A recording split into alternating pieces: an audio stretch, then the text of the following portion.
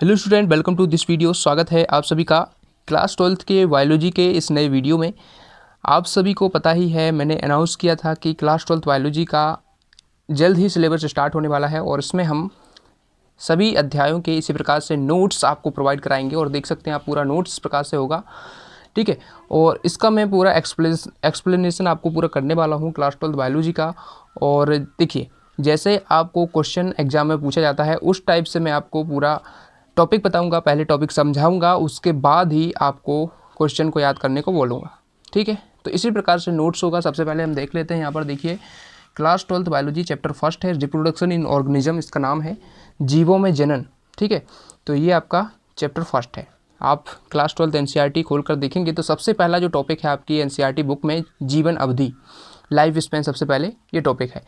इसके बारे में जो क्वेश्चन है वो पूछा जा सकता है कि जीवन अवधि किसे कहते हैं, कुछ जीवों की जीवन अवधि बताइए, ठीक है। कुछ आपके उसमें जीवों की जीवन अवधि दी गई है तो उनको हम देखेंगे एग्जाम्पल के साथ, ठीक है। तो चलिए देखते हैं जीवन अवधि होता क्या है। इसी प्रकार से सभी वीडियोस आपको प्लेलिस्ट में मिलेंगे, चैनल प्लेलिस्ट आपको 12th बायोलॉजी का पूरा सिलेबस इस प्रकार से मिलेगा, तो उसमें आप विजिट करते रहिए, वीडियोस आएंगे उसमें ऐड होते जाएंगे, उसमें से आप देख लेना। तो चलिए स्टार्ट करते हैं, जीवन अवधि होता क्या है। देखिए, जीवन अवधि से पहले हमें जान लेना चाहिए कि जनन क्या होता है। तो जनन का वैसे तो अलग से वीडियोस आएंगे जनन के ऊपर पूरे, लेकिन आपका चैप्टर ही यही है, जीवों में जनन, तो जनन के ऊपर वीडियोस आएंगे। लेकिन सबसे पहले जो टॉपिक एनसीईआरटी में दिया गया है वो है जीवन अवधि यानी लाइफ स्पैन। इसके बारे में हमें सबसे पहले जानना है। तो देखिए, लाइफ स्पैन क्या होती है। जनन से जीव, मतलब जनन से जीव की उत्पत्ति हुई, बन गया जीव। अब जीव का जन्म जब हुआ तो जन्म से लेकर उसकी मृत्यु तक का जो समय है, जैसे जन्म किसी का 2001 में जन्म हुआ और सपोज 2080 में उसका जो है मृत्यु हो गया, तो इसके बीच का जो समय है वो उसकी जीवन अवधि हो जाएगी, लाइफ स्पैन हो जाएगी, ठीक है। तो आपको समझ में आया जीवन अवधि होती क्या है, लाइफ स्पैन, जिसको हम इंग्लिश में बोलते हैं। तो देखिए यहाँ पर लिखा हुआ है, एनसीईआरटी ने भी लिखा है, जीव के जन्म से उसकी प्राकृतिक मृत्यु। हाँ, ये इंपॉर्टेंट है, प्राकृतिक मृत्यु होना चाहिए, ऐसा नहीं कि कोई मतलब अननेचुरल डेथ हो जाए उसकी, तो उसको हम जीवन अवधि नहीं बोलते हैं। जीवन अवधि उसी को बोलते हैं जो उसके जन्म से लेकर उसकी प्राकृतिक मृत्यु, यानी कि जो उसकी नॉर्मल लाइफ होती है उसका जो समय, ठीक है, उसी को हम बोल सकते हैं जीवन अवधि, ठीक है। तो देख सकते हैं आप, उसका समय जो उस जीव की जीवन अवधि कहलाता है, लाइफ स्पैन कहलाता है। अर्थात जब जीव का जन्म हो तथा जब जीव की मृत्यु हो तो इसके बीच का समय जीवन अवधि, लाइफ स्पैन कहलाता है। अब इसके संबंध में देखिए, कुछ दो इम्पोर्टेंट पॉइंट भी आपके एनसीईआरटी में दिए गए हैं जिनको आपको समझना बहुत ही ज़रूरी है। देखिए, सबसे पहला पॉइंट आपका दिया गया है, किसी जीव की जीवन अवधि यानी लाइफ स्पैन उस जीव के आकार से संबंधित नहीं होती।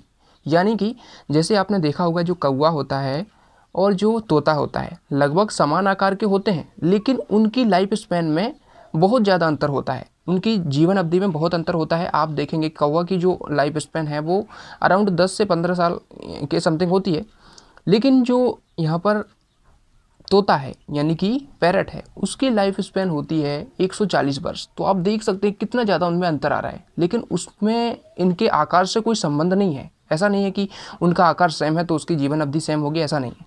तो इसी को समझाना चाह रहा है एनसीईआरटी, जीवन अवधि जो है जिनका आकार सेम है तो उनकी समान नहीं होगा, ऐसा कुछ नहीं है, आकार से संबंध नहीं होता है, ठीक है। तो चलिए देखते हैं अगला पॉइंट। इसमें आपका सबसे इंपॉर्टेंट आपका एनसीईआरटी में दिया गया है, एक कोष के जीवों को छोड़कर कोई भी जीव अमर नहीं है। बहुत ही इंपॉर्टेंट लाइन है, इसको आप बिल्कुल अच्छे से कंप्लीट करना। एक कोष की जीव यानी कि जैसे अमीबा, पैरामीशियम, जो भी एक कोष के जीव हो जाते हैं, इनको छोड़कर कोई भी जीव अमर नहीं है, यानी कि सबकी डेथ एक ना एक दिन होगी। तो देखिए, इसको हम कैसे समझ सकते हैं। देखिए, अमीबा, यहाँ पर देखिए अमीबा दिखाया गया है, अमीबा को हमने बना दिया। तो देखिए, अमीबा को एक कोष के जीव कहा गया है, एक कोष के जीव होता है ये, तो ये अमर है, ये मरते नहीं है कभी। इसका मतलब क्या है, एक कोष के जीव मरते नहीं है, इसका मतलब क्या है, इसका मतलब ये है कि जैसे अमीबा है, अब इसी में से आधा हिस्सा, मतलब दोनों आधे आधे हिस्सों में बंटकर नए जीवों को बना देंगे। यहाँ पर देख सकते हैं आप, नए जीव इसमें से बन गए, संतति अमीबा बन गए। तो ये संतति अमीबा बने हुए हैं, तो इसी से बने हुए हैं, मतलब इसकी डेथ नहीं हुई है, ये सेल ही कट कर दो भागों में बट चुकी है, तो ये आपका संतति अमीबा बन चुके हैं। तो इसमें हम कह सकते हैं कि इनमें जो है ये अमर होते हैं, ठीक है। तो इसको हम इस प्रकार से समझ सकते हैं। आगे हम और डिटेल में डिस्कस करेंगे, जनन हम जब शुरू करेंगे। तो ये आपका यहाँ पर अमीबा है जो, और जो भी अन्य जंतु हैं वो अलैंगिक जनन करते हैं, लैंगिक जनन करते हैं, वो हम आगे डिस्कस करेंगे, ठीक है। तो अब आप इसको समझ गए कि जो है एक कोष के जीव हैं वो केवल अमर होते हैं, बाकी अन्य जीव हैं वो अमर नहीं होते। ऐसा किस लिए? देखिए जैसे ये बन गया, अब ये भी टूट कर दो और नए जीवों को बनाएंगे, इसी प्रकार से बढ़ता जाएगा ये। तो इस प्रकार से हम बोल सकते हैं कि जीव जो है यहाँ पर ये एक कोष के जीव हैं जो अमर हो सकते हैं, लेकिन अन्य जो जीव हैं वो अमर नहीं होते हैं। चलिए आगे देखते हैं। देखिए अब यहाँ पर हम देखेंगे कुछ जीवों की अनुमानित जीवन अवधि। तो कुछ जीव होते हैं जैसे कि हाथी है, गुलाब है, कुत्ता, तितली, कौवा। जी एनसीईआरटी में आप देख सकते हैं, वो आपको दिए हुए हैं, कुछ की दी है, कुछ की आपको भरनी है। तो इसमें मैंने आपको सभी की बता दिए, तो ये आप याद करना चाहें तो कर लीजिए। वैसे ये आपके बोर्ड में शायद ना पूछे जाएँ, लेकिन नीट वगैरह के जो एग्ज़ाम होते हैं उनमें पूछे जाते हैं, तो इसलिए इनको आप याद कर लेते हैं तो अच्छा रहता है। ठीक है, तो देखिए हाथी जो होता है इसकी जीवन अवधि 65 वर्ष के अराउंड होती है, मतलब 65 वर्ष तक ये जीवित रहता है, ये अनुमानित है। ठीक है, कोई हाथी यदि और इससे ज़्यादा रहता है तो वो एक्सेप्शन, मतलब ऐसा बोल सकते हैं कि वो कोई ज़्यादा हो गया तो हो गया, ऐसा नहीं है, लेकिन ये अनुमानित लिखी हुई है जो लगभग सभी पर लागू होती है। तो गुलाब देखिए, गुलाब का जो पौधा होता है वो 10 से 15 वर्ष तक उसकी अवधि है, जीवन अवधि है। ठीक है, उसके बाद वो समाप्त हो सकता है। कुत्ते की 10 से 15 वर्ष होता है। तितली की 1 से 2 हफ्ते, जो बटरफ्लाई है वो 1 से 2 हफ्ते उसकी लाइफ स्पेन होती है, उसके बाद ये मर जाते हैं।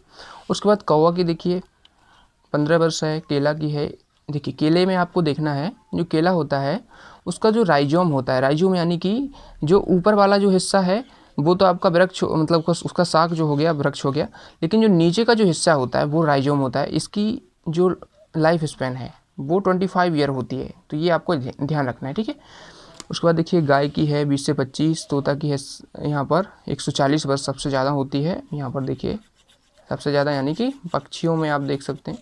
मगरमच्छ की है 60 है, घोड़ा की 60 है, फल मक्खी की होती है 1 हफ्ता। ठीक है, जो फ्रूट फ्लाई होती है। धान की 4 से 5 महीने होती है।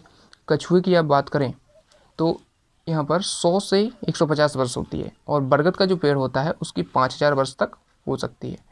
तो यहाँ पर हमने आज आपका जो लाइफ स्पेन टॉपिक है क्लास 12 बायोलॉजी का, इसको कंप्लीट किया। अब हम नेक्स्ट वीडियो में अगले टॉपिक को डिस्कस करेंगे। आपको सभी वीडियोस चैनल के प्लेलिस्ट में आपको मिलते जाएंगे, तो इसी प्रकार से सभी वीडियोस आप देखना। Thanks for watching. वीडियो पसंद आया तो वीडियो को लाइक कर दीजिए, चैनल पर नए हैं तो सब्सक्राइब जरूर कर लेना।